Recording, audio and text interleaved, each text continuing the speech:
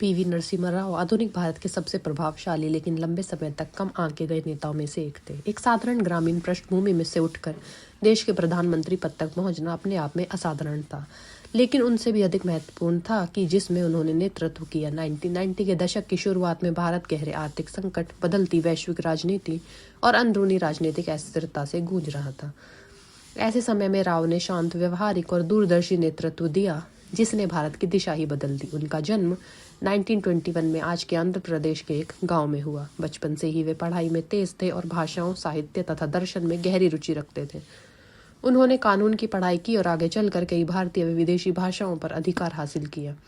कहा जाता है कि वे दर्जन भर से अधिक भाषाएं समझ और बोल सकते थे। वह बौद्धिक जिज्ञासा, बाद में उनकी राजनीति और कूटनीति दोनों में दिखी। वे शब्दों को बहुत सोच समझ कर इस्तेमाल करते थे। उनकी राजनीतिक यात्रा आज़ादी के बाद मजबूत हो रही इंडियन नेशनल कांग्रेस के साथ आगे बढ़ी। राज्य स्तर की राजनीति में उन्होंने मंत्री और फिर मुख्यमंत्री के रूप में काम किया। इस दौरान उन्हें प्रशासन, भूमि सुधार, शिक्षा और ग्रामीण विकास का व्यावहारिक अनुभव मिला। वे भीड़ को जोश से भर देने वाले नेता नहीं थे। उनकी ताकत थी फाइलों की समझ, नीति की गहराई और धैर्यपूर्वक बातचीत। राष्ट्रीय राजनीति में आते हुए उन्होंने विदेश, रक्षा और गृह जैसे मंत्रालय संभाले। वे कुछ समय हैदराबाद की राजनीति से भी जुड़े रहे और धीरे धीरे दिल्ली की सत्ता के केंद्र में पहुंचे।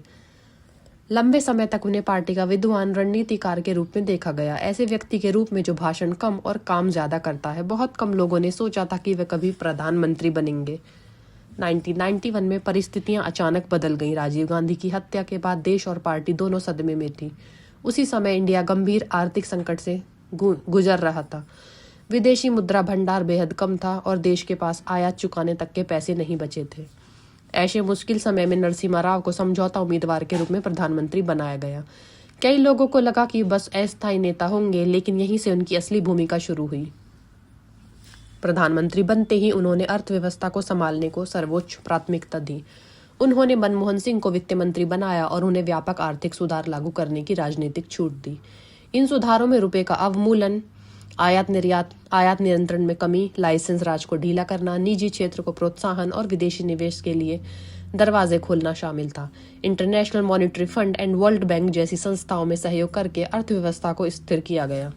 इन सुधारों की खास बात यह थी कि इन्हें एक अल्पमत सरकार ने लागू किया, और वह भी ऐसी पार्टी ने जिसकी पहचान लंबे समय तक समाजवादी नीतियों से जुड़ी रही थी। राव ने बहुत चतुराई से काम किया। अक्सर डॉक्टर मनमोहन सिंह सुधारों का सार्वजनिक चेहरा बने, जबकि वे अंदर ही अंदर पार्टी और संसद में समर्थन जुटाते रहे। धीरे धीरे इन नीतियों ने भारत में तेज आर्थिक विकास, निजी उद्यमों की बढ़ोतरी और वैश्विक बाजार से जुड़ाव का रास्ता खोला।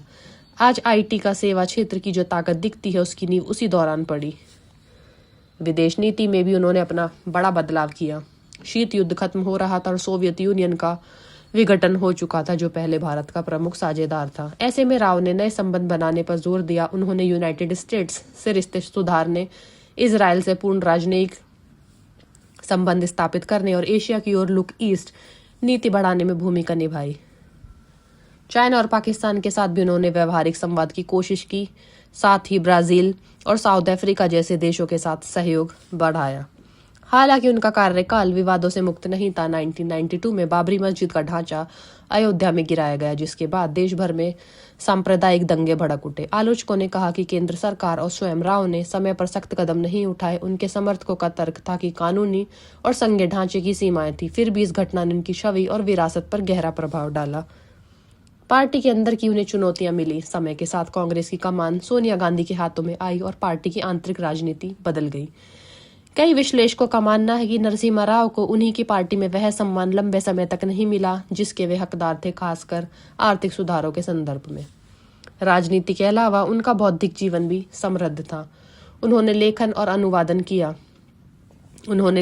अनुवाद किया। उनका उपन्यास था द इनसाइडर भारतीय राजनीति के अंदरूनी कामकाज की झलक देता है।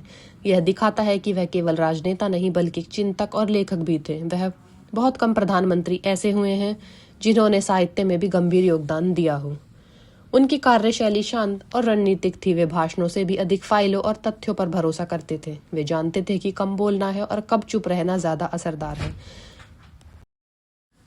गठबंधन और अल्पमत की राजनीति के दौर में लोकसभा में सरकार चलाना आसान नहीं था, लेकिन उन्होंने अपना कार्यकाल पूरा किया, जो उस समय की बड़ी उपलब्धि मानी जाती थी। आज पीछे मुड़कर देखें तो कई अर्थशास्त्रों और इतिहासकार मानते हैं कि 1991 के बाद का भारत काफी हद तक नरसिम्हा राव की नीतियों का परिणाम है। बाद की सरकारों ने सुधारों को आगे बढ़ाया, पर शुरुआत का साहसिक कदम उनके समय में उठा। उन्होंने दिखाया कि बिना भारी बहुमत के भी बड़े फैसले लिए जा सकते हैं, अगर नेतृत्व धैर्यवान और राजनीतिक हो। उनकी विरासत कई परतों वाली है। वे संकट मोचक भी थे, सुधारक भी, पार्टी के अंदरूनी नेता भी और राष्ट्रीय स्तर के बदलाव लाने वाले भी। उन्होंने ऐसे मोड़ पर देश का नेतृत्व किया जब पुरानी नीतियां टूट रही थी और नई राहें बन रही थी। उनके बिना आधुनिक भारत की आर्थिक कहानी अधूरी है। नरसिम्हा राव की कहानी यह सिखाती है कि परिवर्तन लाने के लिए हमेशा करिश्माई व्यक्तित्व जरूरी नहीं होता। कभी कभी एक शांत, विद्वान और धैर्यवान नेता भी इतिहास की दिशा बदल सकता है। उनकी जिंदगी इस बात का उदाहरण है कि सही समय पर सही फैसले एक पूरे राष्ट्र का भविष्य बदल सकते हैं।